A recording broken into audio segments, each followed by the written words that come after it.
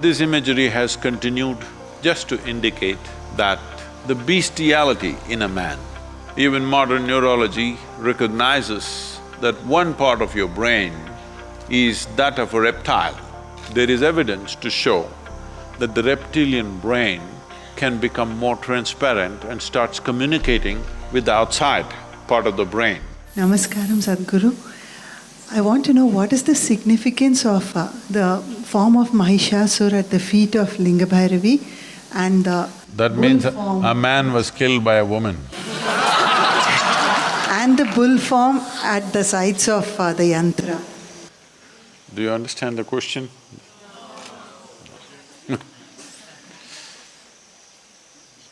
Mahishasura is a man first. We really don't know much about him, but traditionally he got terribly bad press.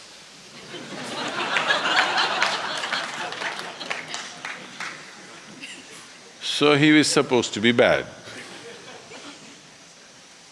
And Devi killed him. And his vehicle, poor guy, maybe he couldn't afford a horse, so you used a buffalo. And not only he was slaughtered, even his buffalo. Buffaloes can fight. So, in the past, certain people rode buffaloes because in a fight, a buffalo is much better than a horse. Horse is taller, that's the only advantage, that if you are a good fighter. But buffalo, if you train them well and if you keep them well nourished, they can rampage through crowds. So buffalo was a good one. And of course in India people used elephants to fight. He used a buffalo. This imagery has continued just to indicate that the bestiality in a man, the beastly nature, the animal nature in a man, because you didn't drop from heaven as some people believe, you evolved.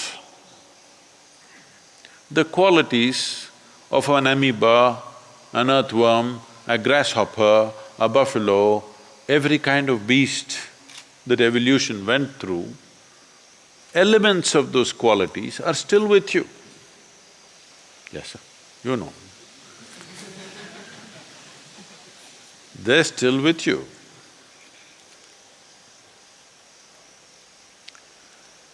So, these are all compulsive tendencies. Even modern neurology recognizes that one part of your brain is that of a reptile.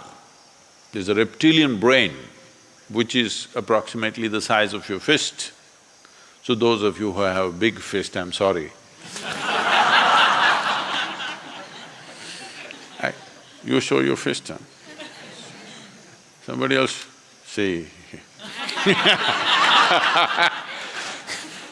He's got more animal in him. So, the evolutionary process, the modern neurology recognizes that there is a part of your brain which is reptilian. That means it's at that stage of development which is instinctive and does things in a certain way. But over that, a flower of cerebral cortex evolved. If you function out of this, which is a happening, which happened after human spine became erect.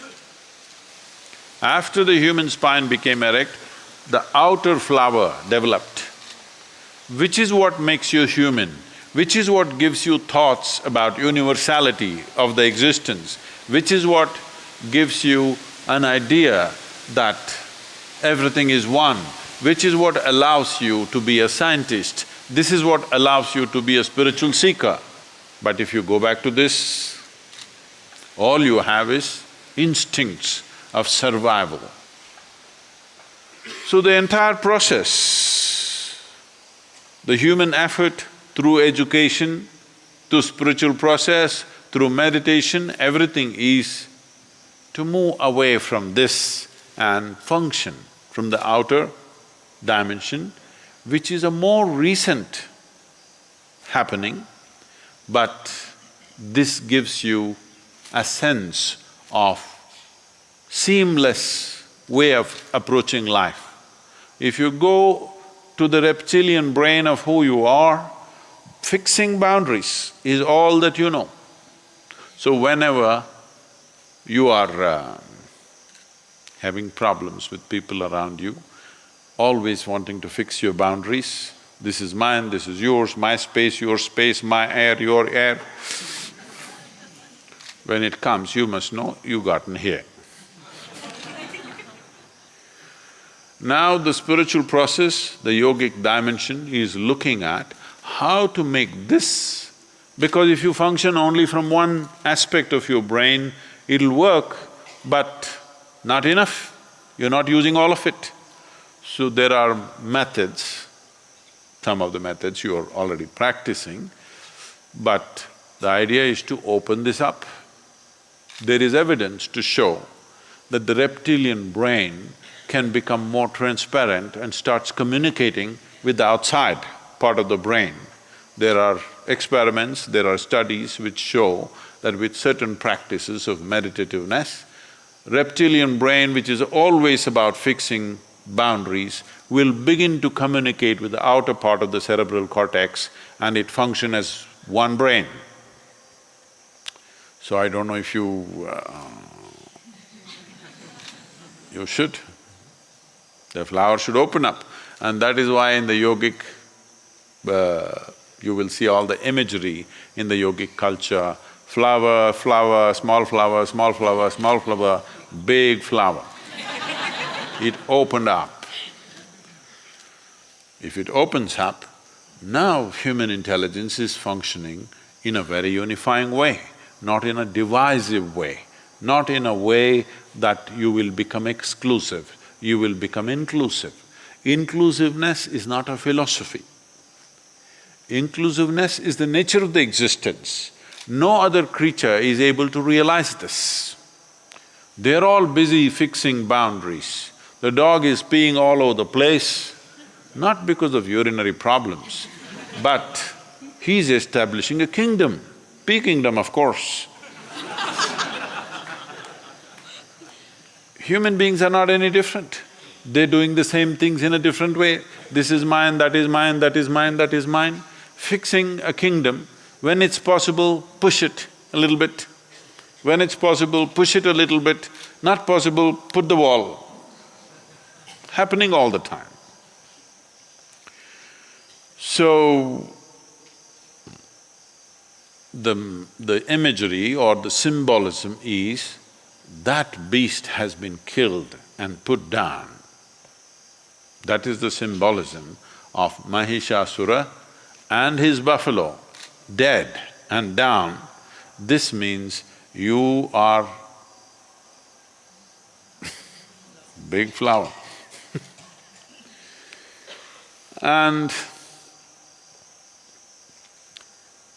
Navaratri is coming now. That means Navaratri literally means 9 nights. Why this Navaratri is? Every month, after the no moon day or the new moon day as it's called here, or the Amavasya, after that, days are counted. 9th day is called Navami, that means 9. 9th day it is. These 9 days are considered feminine. Out of the 28 days, 1.5 days or nearly 30 to 36 hours is a neutral time when the full moon is on. So 27 days or the days which are calculated in a certain way. 27 days or 27 is significant with reference to the solar cycle also. So 1/3 of it is called the feminine part of the month, the 9 days. The remaining 18 days are masculine in nature. So when the feminine is on, the Devi's thing is on, so that is why in the tradition, up to Navami, all the worship is for the Devi. After that, things will change. Particularly in the tradition that comes from Kashmir, which is a very strong feminine worshipping culture, I'm talking about the past. Today if we say Kashmir, you think of terror, you think of militancy, you think of extreme manifestations of many things. But this is all started about 7 centuries ago. Before that, and even after that, for quite some time, Kashmir was a very strong Devi process and very feminine-oriented practices, very powerful things were done. There are every Navami, that is every 9 days in this 12 months that is going on, they're dedicated to different Devis. The one that comes now, which is called the Dasara, or the Navaratri as it's largely celebrated, this is dedicated to Devi Sharada. This was considered most important because Sharada is the goddess of learning. So among the various things that a human being can do, this tradition held learning as the most important that a human being can do. He can fight, he can win, he can conquer, he can run. But the most important thing that a human being can do is they can learn. That is the significant aspect of who we are. Other creatures can run faster than us, they're stronger than us, they can do many things that we cannot do, but they can't learn like us. So this Navaratri, which is coming now, end of September, or no, beginning of October, I think, is dedicated to Sharada Devi, the goddess of learning, because this is unique to us. This is the pride of being human, that you can learn just about anything. If you're willing, you can learn. Even if they're willing, the other creatures cannot learn. So this is the most significant Navaratri dedicated to Sharada, and you must prepare learning something. And